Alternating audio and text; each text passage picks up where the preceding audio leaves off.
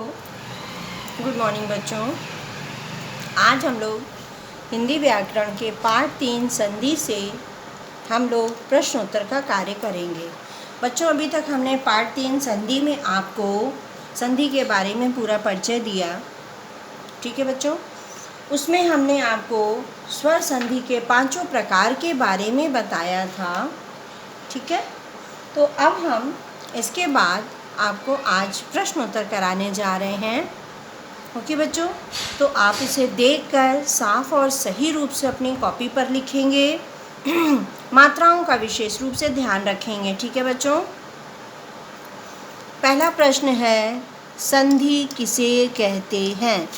ये आपको याद होगा, हमने एग्जाम्पल के तौर पर ये प्रश्न आपको बहुत अच्छे से समझाया था। आज हम इसको कॉपी पर इसका उत्तर लिखेंगे।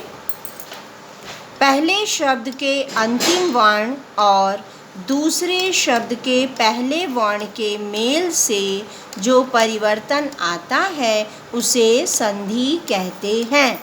इसका मैंने आपको एग्जाम्पल भी दिखाया था। जैसे सपोज देन आप इस क्वेश्चन में देख लीजिए, ये संधि युक्त शब्द है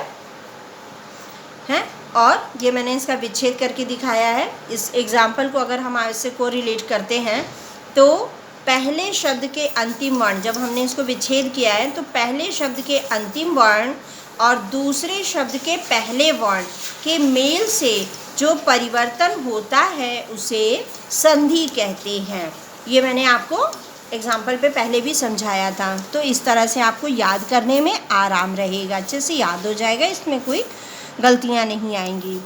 दूसरा प्रश्न मैंने आपको लिखवाया है, संधि विच्छेद किसे कहते हैं?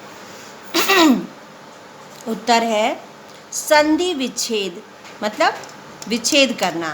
तो विच्छेद का अर्थ ही होता है अलग करना, उसे विच्छेद करना यानी अलग करना। जब संधि युक्त कोई शब्द है उसको दोबारा अलग अलग करके लिखा जाता है तो उसे संधि विच्छेद कहते हैं। जैसे ये एग्जाम्पल है, या कोई भी आप एग्जाम्पल लिख सकते हैं, जैसे पर्वत प्लस आरोही पर्वतारोही, कोई भी शब्द लिख सकते हैं, गिरी प्लस ईश गिरीश, कुछ भी लिख सकते हैं। कोई भी संधि युक्त शब्द को आप अलग करके उसका विच्छेद करके दिखा सकते हैं। मैंने एक एग्जाम्पल दिया है और ये यहाँ पर भी मैंने इसी से समझाया था। ये संधि युक्त शब्द है और ये संधि युक्त शब्द को यहाँ पर विच्छेद करके दिखाया है। विद्यालय, विद्या प्लस आलय यानी विद्यालय। तो जब संधि युक्त शब्द को दोबारा अलग अलग करके लिखा जाता है तो उसे हम संधि विच्छेद कहते हैं। आप इससे याद करेंगे तो सब याद हो जाएगा एग्जाम्पल के साथ में। तीसरा प्रश्न है बच्चों, स्वर संधि के कितने भेद होते हैं? नाम बताइए। सिर्फ आपको यहाँ पर स्वर संधि के भेद मतलब जो 5 भेद मैंने आपको अब तक पढ़ाए थे उनके सिर्फ हेडिंग आपको बताना है, उनका एग्जाम्पल आपको नहीं लिखना है। एग्जाम्पल जब मैंने कॉपी में कराया था वो सिर्फ आपको हमने इसलिए कराया था कि आप हर संधि के एग्जाम्पल के द्वारा उसके नाम को अच्छी तरह से पहचान जाइए कि ये कौन सा संधि है। ठीक है, तो स्वर संधि के 5 भेद होते हैं। आपको लिखते ही याद हो गया होगा कि अब तक हमने 5 भेद के उदाहरण के साथ साथ हमने आपको लिखवाया था। ठीक है, स्वर संधि के 5 भेद होते हैं। पहला होता है दीर्घ संधि। ठीक है बच्चों, अब आपको ये स्वर संधि हम बता दें कि जो स्वर संधि क्योंकि उसमें देखा होगा आपने, इतने उदाहरण मैंने दिए, अब दोनों तरफ स्वर ही आया था। आपने देखा होगा कभी आ के साथ आ या आ के साथ ई या ऊ के साथ आ के साथ ई री, या फिर आ के साथ ए या आ के साथ ओ, मतलब जो भी आया है आ के साथ ए आ, जो भी स्वर आए तो दोनों तरफ स्वर ही स्वर आया है।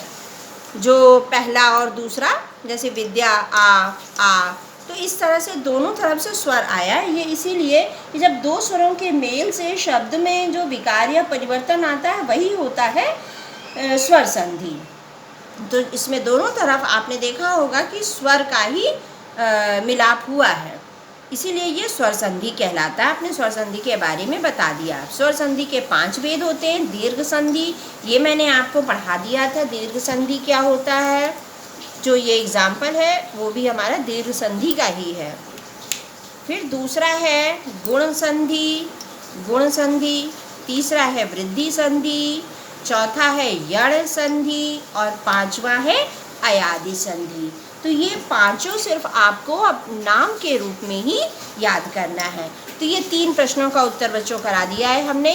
आपने अगर एग्जाम्पल कॉपी पे नहीं भी लिखा है तो उसके लिए इतना परेशान मत होइए, लेकिन आप कॉपी पर ये तीनों प्रश्नोत्तर प्रॉपर वे में करिएगा। कल हम आपको इसी पार्ट से कुछ अभ्यास कार्य कराएंगे, वो भी आपको कॉपी पे करना बहुत ज़रूरी है। ठीक है बच्चों, तो आप ये पार्ट 3 संधि का प्रश्नोत्तर पढ़ने के साथ साथ आज ही क्लास वर्क में इसे कर लीजिएगा। Okay, thank you. होमवर्क में लर्न कर लीजिएगा। ओके बच्चों।